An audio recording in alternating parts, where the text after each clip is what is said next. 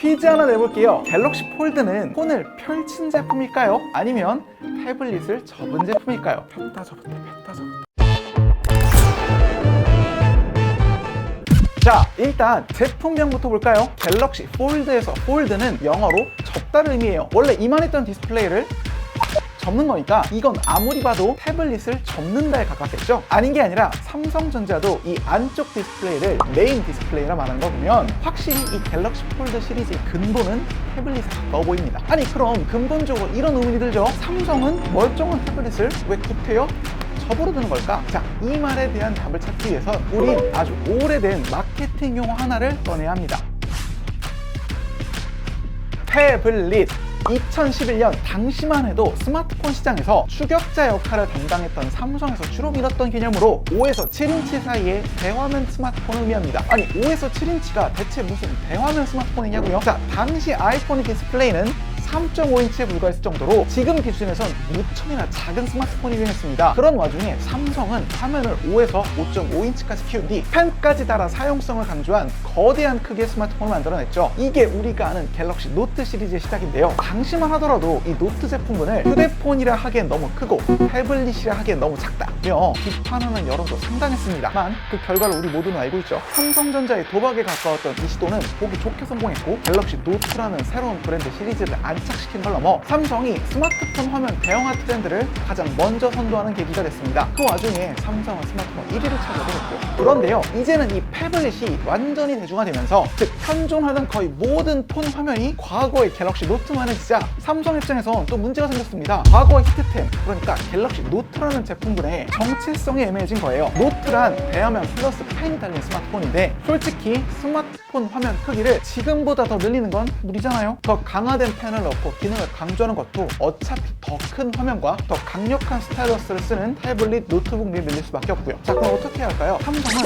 과거의 성공 방정식을 한 번 더 재현하기로 결심한 것 같습니다. 자신들의 독보적인 기술력을 바탕으로 태블릿의 한계였던 7인치보다 더 큰 화면을 만들고 이 화면을 접은 뒤 거기에 펜을 덧붙여 사용성을 극대화하는 거죠. 그런 의미에서 이번 갤럭시 Z 폴드 3는 기능적인 측면에서 삼성이 만들어낸 또 다른 태블릿 제품군의 완성형에 가깝습니다. 사실 제가 이렇게 완성형이니 정식 버전이니 하며 말을 하고 있는 또 다른 이유는 언박싱을 할 때 보이던 바로 이 외장 보호 필름 때문입니다. 갤럭시 Z 폴드 3 이전 세대 그러니까 1과 2만 하더라도 이 외장 보호 필름에는 온갖 주의사항이 쓰여져 있었어요. 손톱으로 긁지 마라, 물에 닿지 마라, 닫을 때 조심해라. 그런데 이번 폴드 3엔 외장 보호 필름에 이런 주의사항이 하나도 없죠. 심지어 이렇게 방수도 돼요. 제가 실제로 이걸 써보면서 이전 경고 사항대로 손톱으로 긁어보더라도 겉 보호 필름은 손상될 뿐 디스플레이 자체는 자국이 남지 않더라고요. 물론 초기 세팅 당시 디스플레이 관련 주의 문구가 뜨긴 합니다만 필름을 닦으면서 화면 경도가 80%가량 올라갔다는 제조사의 주장이 영 허튼 말은 아닌 것 같죠.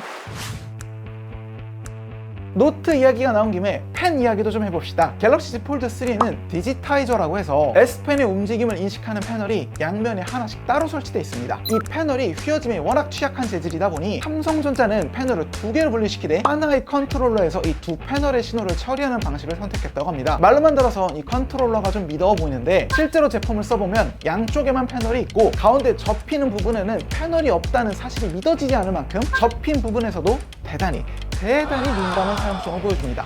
자, 보시죠. 펜 두께를 가장 얇게 설정하고 패널이 없는 가운데 부분에 점을 찍어도 이게 전부 다 찍힙니다. 이게 컨트롤러로 계산하는 거라고요? 삼성전자 자체 앱인 S노트뿐 아니라 서드파티 앱에서도 민감하게 작동하는 걸 보면 펜의 민감도는 깔 게 없어요. 다만 화면 보호를 위해 펜 촉이 상대적으로 뭉툭한 데다 내부에 스프링이 달려있어 기존의 앱에 펜이 좀 눌리는 느낌이 드는 건 이게 또 어쩔 수 없겠지만 실제 사물과 사용감이 달라 적응이 쉽지 않더라고요. 끝이 뾰족하고 단단한 과거 S펜은 호환이 안 된다는 점도 내심 아쉽더라고요. 저는 스테들러 펜이 정말 좋아하는 데는 아니죠. 아, 그리고 이건 좀 언급하고 넘어가야 될 것 같은데 S펜을 담을 수 있는 이 정식 케이스는 정말 개선이 필요해 보입니다. 일단 이 뒤쪽 펜 보관함이 슬라이드 형태로 분리가 되는 것은 괜찮은 선택이에요. 메인 디스플레이가 펼쳐졌을 때 뒤쪽에 걸리적거리는 느낌도 없거든요. 그러나 커버 디스플레이를 보호하는 이 가죽 커버는 자력이 너무 약해 심각할 정도로 벌렁거리는 데다 그 크기도 지나치게 애매하게 길어 디스플레이가 펼쳐지는 것을 막고 있습니다. 앞쪽 커버의 자력을 강화하던가 최소한 힌지 부분까지 제대로 케이스가 고정될 수 있도록 무언가 조치가 필요해 보입니다. 잘 만든 펜을 이렇게 보관하는 건 좀 아니잖아요.